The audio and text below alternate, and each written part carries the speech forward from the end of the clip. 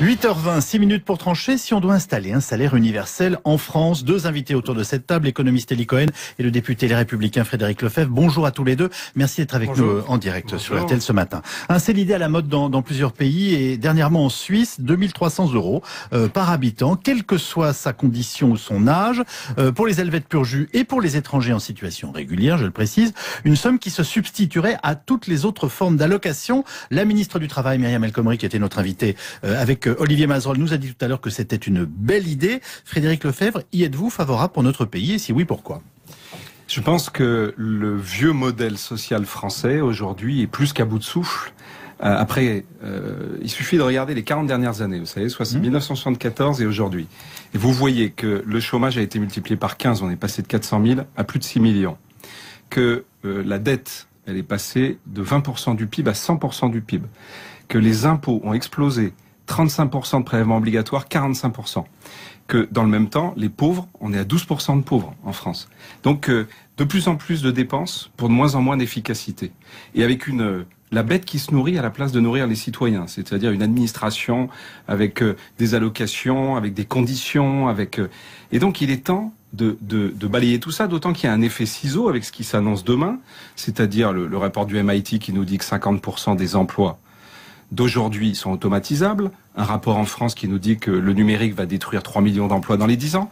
Donc il faut bâtir un nouveau système, cette France universelle que j'appelle de mes voeux, qui passe notamment par l'allocation universelle, qui a vocation à se substituer au maquis social d'aujourd'hui et qui impose derrière, évidemment, une vraie réforme de notre fiscalité. Donc, évacuer ce qu'on appelle par commodité de langage l'État-providence pour cette allocation universelle que vous venez de nous présenter. Elie Cohen, est-ce que changer de système comme ça, on pourrait y penser pour la France ?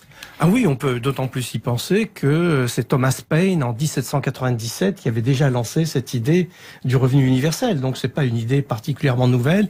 Il y a une espèce d'utopie générale qui consiste à dire si on pouvait donner à chacun une dotation et que chacun exerce en toute responsabilité ses choix, ce serait une bonne chose.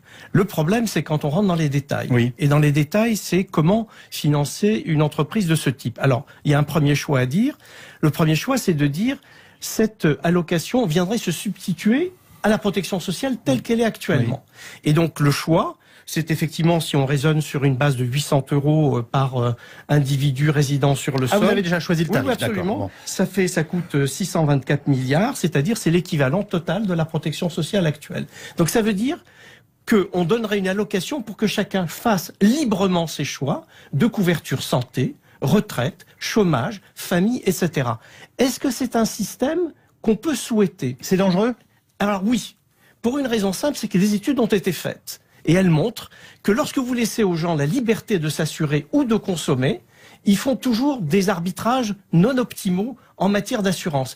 Parce que pour faire l'assurance, il faut avoir une idée de l'avenir, il faut avoir une idée des risques. Et donc, ce qu'on constate, c'est que les gens se sous-assurent systématiquement. Et si on a inventé l'assurance obligatoire et la protection sociale, c'est justement pour obliger les gens à se couvrir. Est-ce que vous pensez que c'est un motif de responsabilisation, Frédéric Lefebvre, individuel? Oui. Vous comprenez ce que je veux dire? Oui, oui, bien sûr. Vous savez, vous l'avez rappelé, je suis le député des Français qui vivent aux États-Unis, au Canada. C'est très frappant de voir quand les Français arrivent là-bas, souvent jeunes, ils sont tellement biberonnés en France dans un système d'assistanat complet que souvent ils ne prennent aucune des mesures qu'ils devraient prendre pour se protéger, et que moi j'ai des gens que j'appelle par exemple les prisonniers de la retraite, parce qu'ils ont imaginé toujours pouvoir rentrer en France et ils ne le peuvent pas. Donc c'est très important de comprendre, et je pense que le regard, quand on est loin de la France, permet de relativiser un certain nombre de choses. J'entends parfaitement les arguments que vient de dire Elie Cohen. Simplement, ce que je dis, c'est qu'aujourd'hui, il est temps, pour les raisons que j'ai évoquées, y compris d'avenir, de se mettre autour de la table, de regarder comment on peut intégrer de la logique de cette allocation universelle. Regardez par exemple les primaires américaines. La surprise cette nuit dans l'Iowa, c'est Marco Rubio, parce que personne ne l'attendait là. Bon. Marco Rubio porte aujourd'hui l'allocation universelle. Il se trouve qu'aux États-Unis, il y a un dispositif qui est d'ailleurs assez intelligent. Elie Cohen a beaucoup travaillé sur les questions de SMIC, notamment, qui est très intéressant, qui s'appelle le Earned Income Tax Credit, c'est-à-dire un système d'impôt négatif. Je vois Elie Cohen acquiescer, un système d'impôt négatif qui permet au lieu de faire peser sur l'entreprise le poids du SMIG, et donc souvent d'empêcher les entreprises d'embaucher, c'est un système où c'est l'État qui va verser une sorte de subvention pour pouvoir atteindre un revenu minimum, mais qui ne va pas le faire peser directement sur l'entreprise. Donc il faut aujourd'hui se mettre autour de la table. Et c'est d'ailleurs assez frappant de voir que tant des élus de droite que de gauche que des Verts, aujourd'hui, nous travaillons ensemble sur ces questions. Une réponse courte avant de faire réagir Elie Cohen. Vous avez déposé en octobre dernier un amendement pour demander un rapport sur le coût et la faisabilité de la mise en place de cette allocation universelle. De quel montant était-elle ? Il n'y avait pas de montant, parce que, justement... Vous y avez réfléchi. Allez, oui, non, mais justement... Lancez-vous. Non, mais Elie Cohen... Elie Cohen, il dit 800 euros. Regardez, c'est intéressant. Vous avez par exemple un club qui est à New York de Français qui s'appelle le Club Praxis. Combien, Frédéric Lefebvre, s'il vous plaît? Combien vous l'évaluez dans vos projections pour l'instant? Je vous dis que si on veut être cohérent, il faut prendre tout le système et regarder à quel niveau on peut le mettre. Et notamment, ce qui est intéressant, c'est que beaucoup de gens y travaillent. Génération Libre l'a fixé autour de 500 euros, c'est-à-dire autour du montant du RSA, avec un système derrière de financement, avec une libertaxe qu'ils ajoutent, ce qui fait que, à côté de la CSG, ils ajoutent un mode de financement du même type que la CSG. Vous avez le Club Praxis à New York avec des économistes qui l'a fixé à un niveau plus fluctuant et où ils font une variable avec la TVA. Il y a beaucoup de systèmes qu'on peut imaginer. Ce qu'il faut aujourd'hui, c'est accepter de se mettre autour de la table pour travailler. Elie Cohen. Alors j'ai fait le calcul. Allez-y. À 500 euros, ça coûte 390 milliards d'euros. 390 milliards d'euros, même si vous dites que vous récupérez une partie en impôt, c'est à peu près 5 fois le produit de l'impôt sur le revenu. C'est-à-dire qu'il faudrait augmenter de 400% l'impôt sur le revenu pour servir alors, attendez, laissez-le s'exprimer. Attendez, non, c'est des calculs simples. Oui. Alors, bien entendu... 6 x 7, 42, quoi. On peut dire ça va venir en substitution. Voilà. Et donc la question, c'est... C'est la réforme fiscale. Bien entendu, bien entendu. C'est vous remplacer par quoi ? Alors effectivement, si ça ne se fait pas par de l'impôt sur le revenu, ça peut se faire par la TVA ou ça peut se faire par de la CSG. Alors je peux vous donner là aussi les chiffres. Un point de CSG, c'est 10 milliards d'euros. Donc, si vous voulez servir 390 milliards, vous faites le calcul vous-même sur ce que ça représente en termes d'augmentation de CSG. D'ailleurs, le club libéral que vous citez, effectivement, il part d'une libertaxe, c'est-à-dire d'un impôt forfaitaire qui serait prélevé pour servir cette allocation universelle. Mais qui supprimerait l'impôt sur le revenu.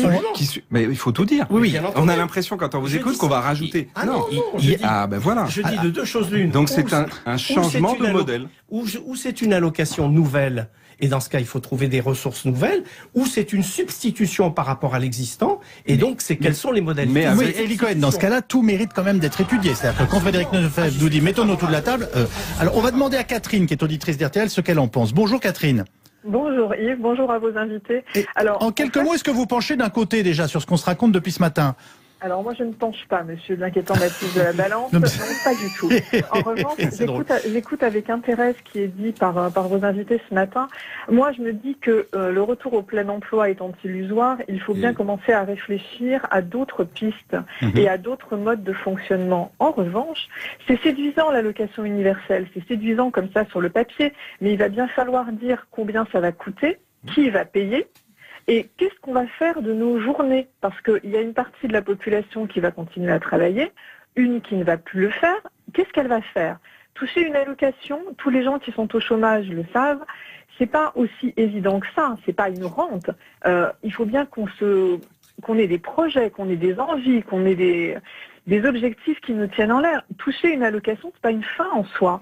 Donc, qu'est-ce qu'on fait et qu'est-ce qu'on paye? Et ce qui était gratuit jusque-là, est-ce que ça devient payant? Si oui, comment on le paye? Parce que l'éducation, les universités, enfin, tout ce dont on bénéficie, le système de santé, même si on peut le critiquer et dire qu'il est de moins en moins généreux, a raison. Qu'est-ce qu'on fait de nos journées? Comment est-ce qu'on se projette? Comment est-ce qu'on élève nos enfants? Que devient le travail? Ça paraît idiot de dire ça. Moi, je trouve ça assez intéressant de réfléchir à une nouvelle société, mais déjà, ça se fait pas en soufflant dessus. Et il faut en face mettre le coût. On va pas vivre dans un monde perpétuellement gratuit. On va pas ne vivre que de troc. Comment est-ce qu'on vit?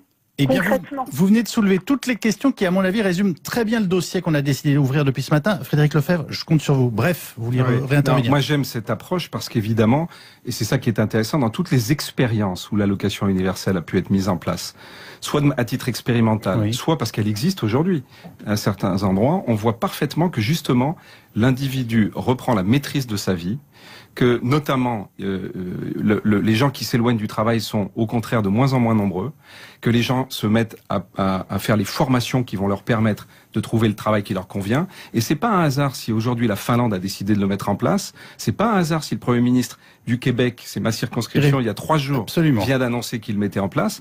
C'est qu'aujourd'hui, ce que Madame a dit, et je termine juste là, il faut qu'on prépare la société à vivre le monde qui s'annonce demain avec beaucoup de destruction d'emplois. Élie Cohen.